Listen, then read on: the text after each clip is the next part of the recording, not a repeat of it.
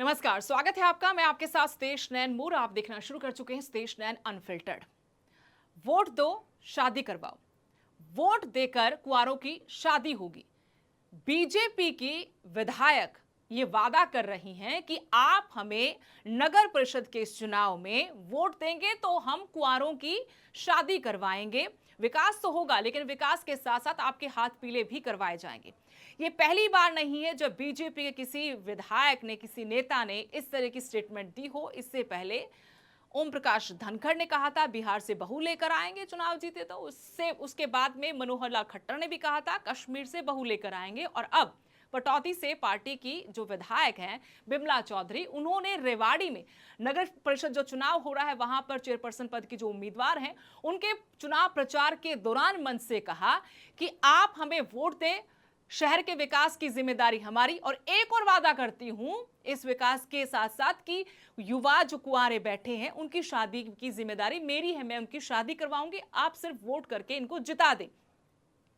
और हम जानते हैं कि बेटी बचाओ बेटी पढ़ाओ अभियान का आगाज प्रधानमंत्री नरेंद्र मोदी ने पानीपत की हरियाणा की धरा से किया था और लगातार लिंगानुपात सुधारने के बड़े बड़े दावे भी किए जाते रहे हैं।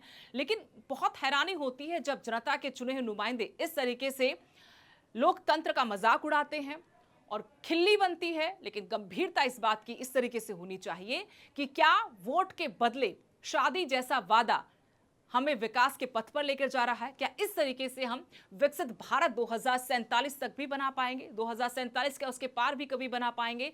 जहां विकास की बातें होनी चाहिए, सड़कों की बातें होनी चाहिए और विकास के साथ साथ सड़कों के साथ सीवर व्यवस्था, पानी की व्यवस्था, शहरों को आगे ले जाने की बातें होनी चाहिए, वहां पर शादी ब्याह की बातें हो रही हैं।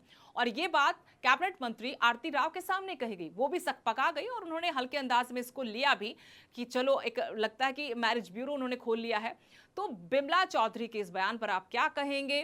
क्या राजनेताओं को, चुने हुए नुमाइंदों को इस तरह की बयानबाजी करनी चाहिए? क्या वाकई में अब वोट के बदले ही शादियां होंगी हरियाणा में? क्या हरियाणा इतना पिछड़ गया है? और जिस लिंगानुपात के सुधरने की बातें की जा रही थी, क्या वो सिर्फ कोरा कागजों में है, सरकारी रिकॉर्ड में है? इसके पीछे की वजह भी अगर हम बहुत लंबी डिटेल में बात करें तो बहुत सारी और वजह भी हैं कि प्रदेश में अगर कुंवारे बैठे हुए तो क्यों बैठे हुए हैं। ये मुद्दा कोई आज का नहीं है।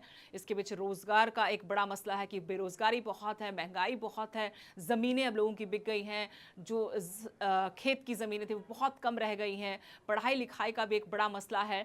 लेकिन बात यह है कि क्या जनप्रतिनिधि को इस तरीके से वोट की अपील करनी चाहिए? बिमला चौधरी हैं, बीजेपी की विधायक हैं, उन्होंने भरे मन से ये बात कही है।